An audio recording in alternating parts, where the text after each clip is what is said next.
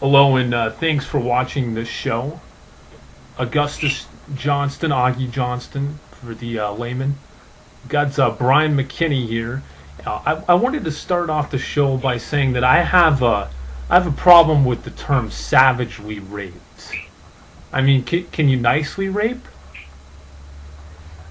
I wanted to also share a story about when I was working in Littleton, Colorado, at a hotel over there. I was doing night audits, and there was a guest who needed a ride to the airport, and I would always recommend this car service that was owned by this Ukrainian guy, and I used him because he would always give me $20, and I had this guest, and he would always want a couple things from me. He would want the guest's name, and he would want to know, if they needed a return ride from the airport, and he also needed to know when they needed, when their flight departed. Anyway, I'm talking to Val, and the guest is standing right in front of me at the front desk there, and he asks me what the guest's name is, and I say Jody Dickman, and the guy just starts laughing, and then and then it becomes difficult for me because I'm start laughing, and I know I cracked a smirk, and I'm looking up at Ms. Dickman, and she's showing me those devil eyes. She was hurt, and I'm trying my hardest not to laugh, and then I started thinking it has to be so strange for a foreign person, someone from a different country, to come here and hear a name like Dickman or Dickinson, and it'd be like if we were in their country and they said, just make a left on Pussy Eater Lane. I mean, why is this in our language? Exactly. And Brian, I wanted to ask you, did you have an update on Wishing for Chicken? I do. I actually do. Of course, I'm in touch with her several times a day. It started as a side project. It's become a mainstay of what I'm kind of a part of. I wish I had a bigger impact. That's the best way I can put it. But seriously, we're looking for all the help we can. This is a nice gal who's in her late 30s. She holds a sign. She does. She has rubber gloves on.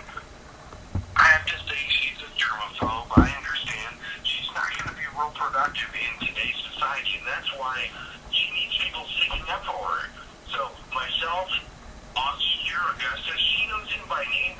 Today she requested his phone number personally, and so I need to either, I have to check with my dude to make sure, today was the day. She asked for it, and to be honest with you, I wish I could do more. This person who's helping to keep her with a phone in her hands so she can communicate in case of emergency or otherwise is in jail, actually. This Robert L. Garner, I'm frustrated as she is. I have to admit, I made this Facebook page far before this incident occurred, and I helped introduce her to this page, and she reached out to me when this occurred, and to be honest with you, it was an honor. It really was.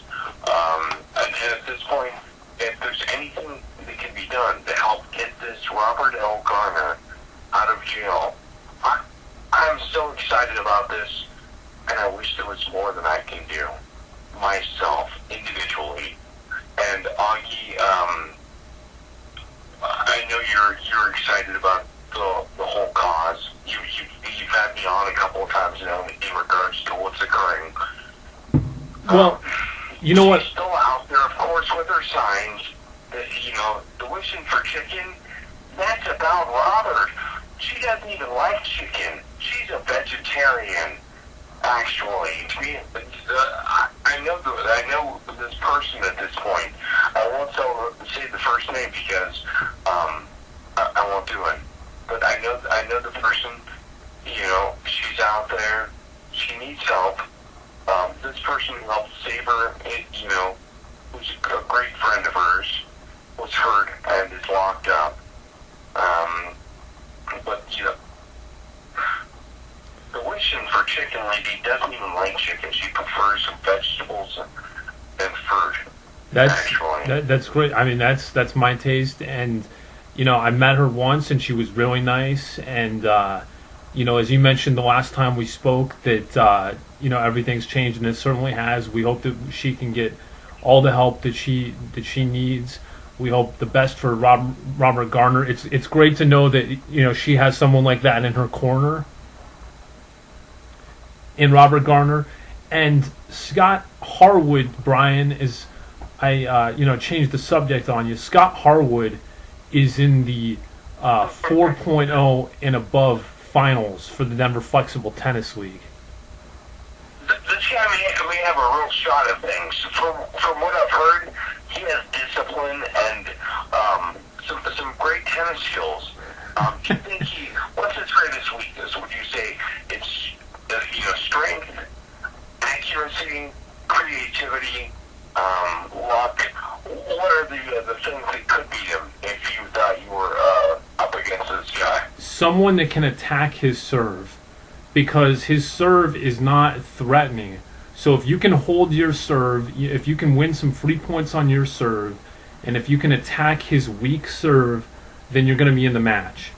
I mean, you've got to give him all the respect in the world, because he's beaten people that I never ever thought that he would have beat. He likes to talk a big game. He's his own biggest fan. He is a funny guy like yourself.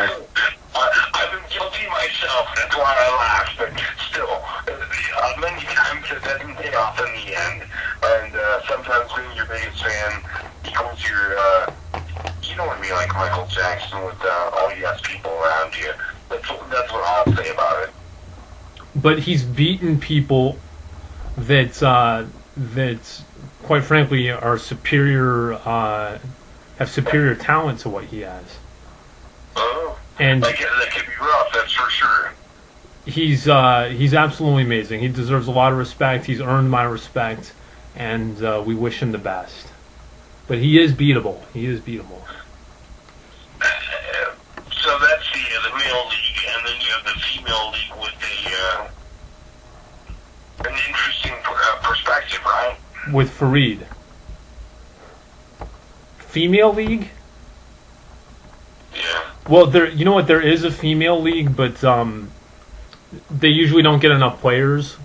So this past time in 3.5 and under, the only girl that really had any matches, you got to play at least 4 matches. They just threw her in with us, and she lost in the first round. But when they have enough players, they'll have a tournament. But I'm gonna go on a limb here. I'm gonna say I like Fudo to win the final. Fudo. Who do you think are the 4 possible people that are going to get down to that point? Because you guys are definitely a few channels off of that at this point, right? A few channels away from the final. I even say the final 4.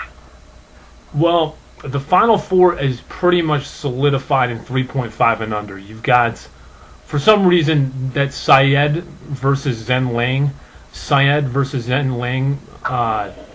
matchup in the quarterfinals. For some reason, that match hasn't been played yet, or they haven't put in the winner for whatever reason. They're lagging on putting in whoever won that. But I'm going to go ahead and go out on a limb and say that Syed will thoroughly dominate Zhen Lang, and he'll move on to the semifinals.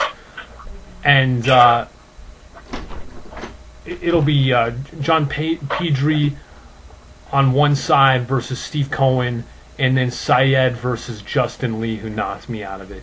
And then on the other side, it's Scott Harwood in the final, and he's going to be facing off against either Fudo, Chan something, or some other player that I can't think of right now.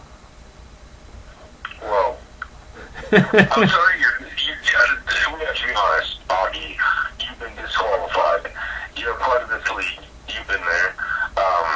You're following it. You're one of the best to be able to deliver actually this message. I honest with you. So let's go ahead and pick it up and